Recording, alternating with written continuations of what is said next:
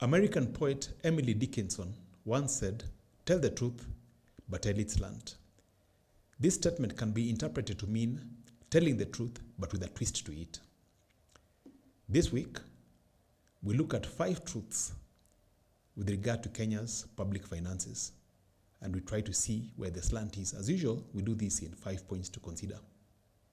Point number 1, public borrowing has become alarming in terms of the rate of borrowing. Public borrowing is only alarming when it is used on vanity projects. But when it is used on projects that have tangible benefits to citizens, it is indeed a desired thing. Point number 2, public borrowing is high. Indeed, it is high, with close to $1 trillion borrowed over the past year alone. But it is high for a reason. And the reason is that tax revenues are inadequate in meeting the budget deficit. So, public borrowing is done to meet budget deficits and to advance other development agenda. Point number 3, current public borrowing is costlier than previous borrowing. To some extent, that is true, especially when you consider the Eurobond. Kenya has just repaid the Eurobond taken in 2014, which was $2 billion. It has taken on a smaller Eurobond of $1.5 billion.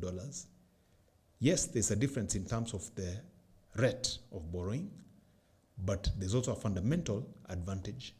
And the advantage is this: whereas the initial Eurobond was payable in one lump sum, putting a lot of strain on Kenya's public finances, the current Eurobond is payable in an arrangement that is staggered. So it does not hit the exchequer in one lump sum. This is a restructuring of sorts. Point number 4, Kenya's fuel costs, petroleum costs, are subsidized. That is not an accurate statement. Kenya's petroleum costs are not subsidized. They are stabilized. There's a difference between a subsidy and a stabilization fund. A subsidy comes from tax revenues and comes from the exchequer. A stabilization fund comes from a fund that is collected directly from the people. In this case, the Petroleum Development Levy Fund. There's a reason why detractors of the government would want to insist on a subsidy rather than a stabilization fund. Subsidies are frowned upon by lenders of Kenya. Part of the restructuring process of Kenya's finances is that there should be no subsidies. But this is a stabilization fund. It is not a subsidy. Point number 5, this administration hasn't spent much on development.